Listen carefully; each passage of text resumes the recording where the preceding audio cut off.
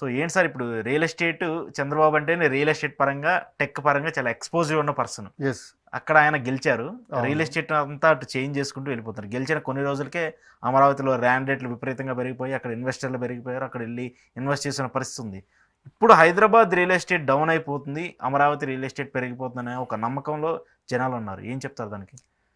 ఏంటంటే మనం ఓవరాల్‌గా అంటే ఎవరినైనా ఈ క్వెషన్ అడిగితే హైదరాబాద్ ఆల్రెడీ డెవలప్ అయిపోయింది. అది డెవలప్ అవ్వాలి, టైం పడుతది అని చెప్పి జనరల్‌గా చెప్పేయొచ్చు. కానీ ఇన్ డెప్త్‌కెళ్ళి ఎక్స్‌ప్లెయిన్ చేయగలుగుతా. ఎందుకంటే నేను చంద్రబాబు నాయుడు గారు 2014 పీరియడ్‌లో ఆయన అధికారంలోకి వచ్చిన తర్వాత నేను విజయవాడలో కొన్ని సంవత్సరాలు రియల్ ఎస్టేట్ చేయటం జరిగింది. హ్మ్. సో ఆ ఎక్స్‌పీరియన్స్‌తో నేను చెప్తున్నాను.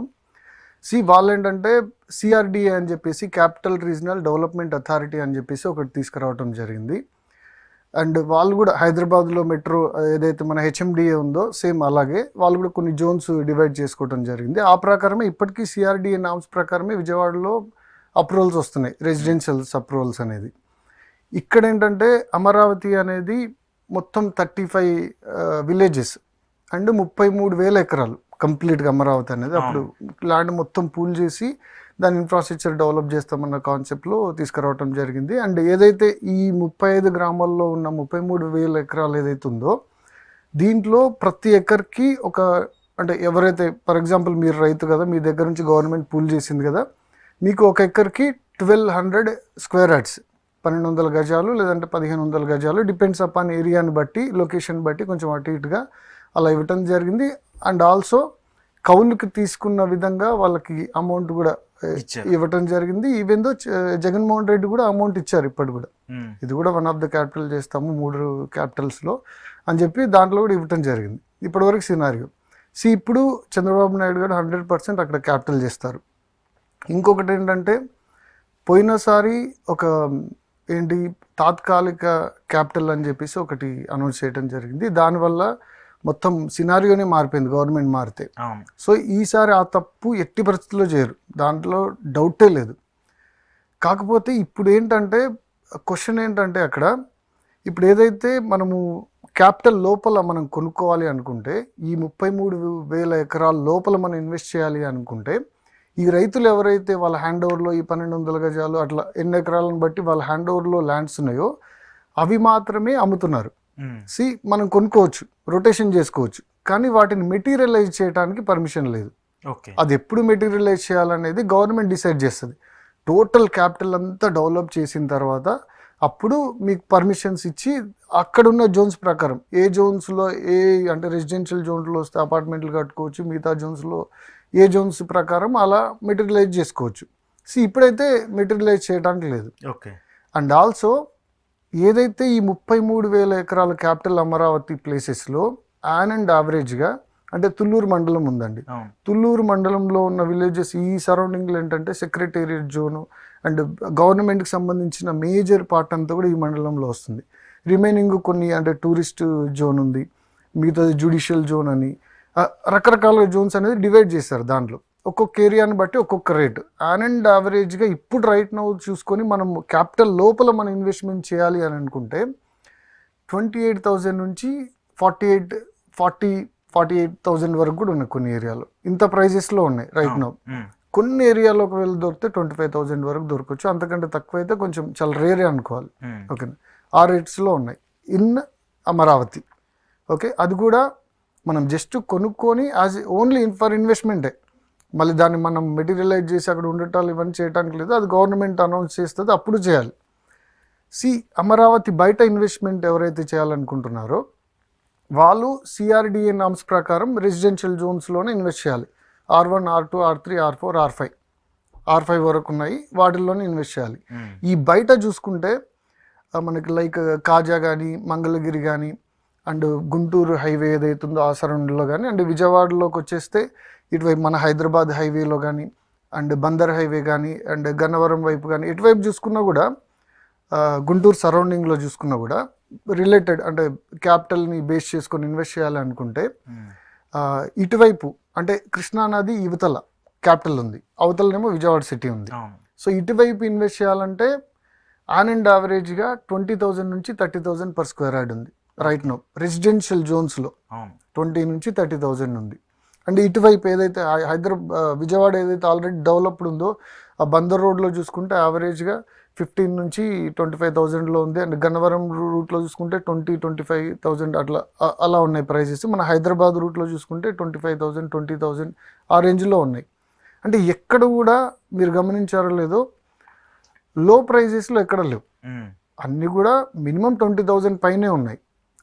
కొన్ని ప్రీమియం ఏరియాస్లో ఇంకెక్కువ కూడా ఉన్నాయి. అంటే ఎంటైర్ క్యాపిటల్ ఈ క్యాపిటల్ జస్ట్ ఇన్ఫ్రాస్ట్రక్చర్ డెవలప్ అవ్వటానికే కనీసం 10 years పడుతుందండి. ఇన్ఫ్రాస్ట్రక్చర్ అంటే బేస్ ఇన్ఫ్రాస్ట్రక్చర్ డెవలప్ అవ్వటానికి బికాస్ ఆఫ్ ఎందుకంటే అక్కడ సాయిల్ కంప్లీట్లీ బ్లాక్ సాయిల్. ఇక్కడ ఫర్ ఎగ్జాంపుల్ ఒక 1 kilometer రోడ్ వేయటానికి 1 crore అవుతుంది అనుకుంటే అక్కడ 2 crore అవుతుంది. అండ్ ఇక్కడ 10 days పడుతుంది అనుకుంటే అక్కడ 20 days పడుతుంది.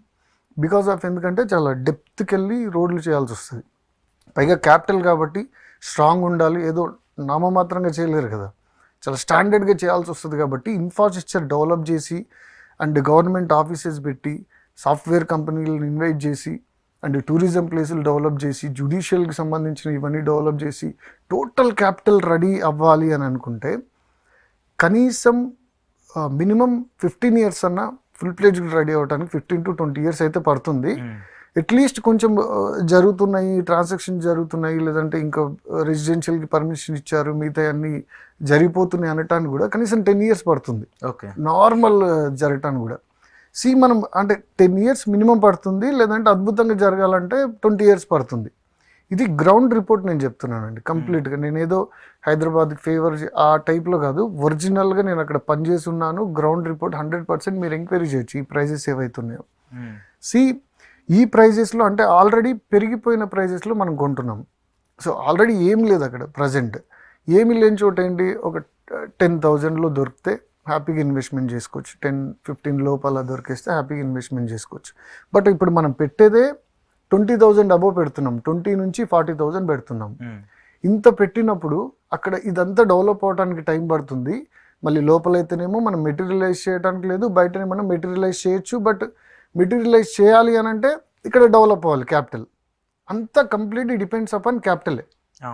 ఓకేనా, మొన్నటి వరకు క్యాపిటల్ లేదు కాబట్టి రియల్ ఎస్టేట్ అసలు కంప్లీట్గా ఆ ఏరియా ఏదైతే క్యాపిటల్ సరౌండింగ్స్ కానీ అక్కడ కానీ రియల్ ఎస్టేట్ ఏం జరగల. బట్ ఇప్పుడు మళ్ళీ ఆ ఊపు వస్తుంది, ట్రాన్సాక్షన్స్ జరుగుతాయి. కానీ